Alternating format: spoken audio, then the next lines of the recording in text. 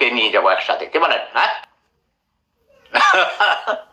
কি হিংসা হয় নাকি? হ্যাঁ, আজকে ভাই একটু ঘুমাইছিলাম, মোবাইল দুটা একটাতে শুনতে শুনতে, খবর শুনতে শুনতে ঘুমিয়ে পড়েছিলাম। আরেকটাও খোলা ছিল, ইমো আর এই মেসেঞ্জার এইসব বন্ধ করতে পড়ে গেছি।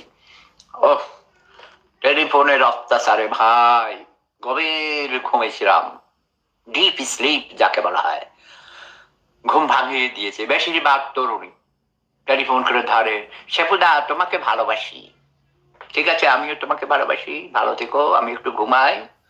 আবার ক্রিং ক্রিং ক্রিং, আরেকজন, রিনা, মিনা, তনু, মনু, খনু, জনু, তনু, জানু। ভাই রে ভাই, কত নাম, অগণিত তরুণী।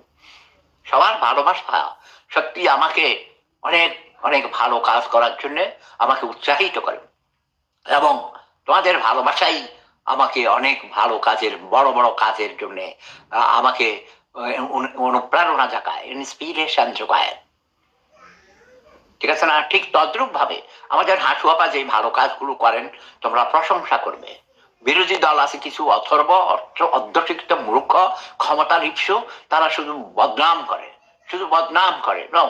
আমার চেয়ে বেশি আমার হাসু আপাকে শব্দ বোমা কেউ মারে নাই। কেন মারি? এটা অধিকার নিয়ে। আমি দেখি যখন তিনি ভুল করেন, তাকে শতবার বলার পরেও তিনি সঠিক পথে যাচ্ছেন না।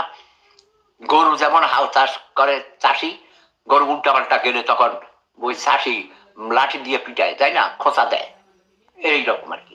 গরুর গাড়ির যে গরু, সেগুলো পিটা দেয় লাঠি দিয়ে, এরকম করে। ঘোড়াকে দেখেছি এরকম চাবুক মারে, ঠিক না? ঠিক হাসু আপা যখন দেখি যে মানে বেকা টেকা যায়, উল্টাপাল্টা যায়, তখন আমি অধিকার নিয়ে, ভালোবাসা হলো শক্তি, সেই ভালোবাসা